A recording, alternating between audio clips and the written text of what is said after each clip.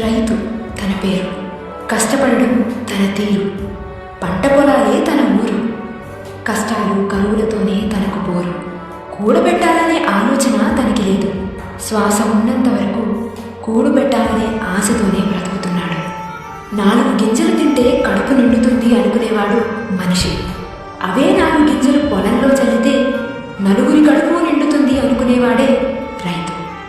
అందరూ అంటున్నట్టు రైతు చేసేది వ్యవసాయం కాదు, ఈ వ్యవస్థకి సాయం. మరి రైతుకి ఈ వ్యవస్థ ఎంతవరకు సాయం చేస్తుంది?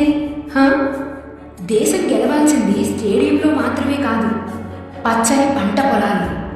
వికెట్ పడితే దేశం ఓడిపోతుందనే దేశభక్తులారా, దేశానికి అన్నం పెట్టే రైతు దేహాలెన్నో పడిపోతున్నాయని గుర్తించండి. 100 పరుగులు చేయాలని దేవుణ్ణి మొక్కుతున్నారు కదా, మీకు తెలిసిన రైతు కూడా 100 బస్తాలు పండించాలని కోరుకోండి. రైతే రాజు.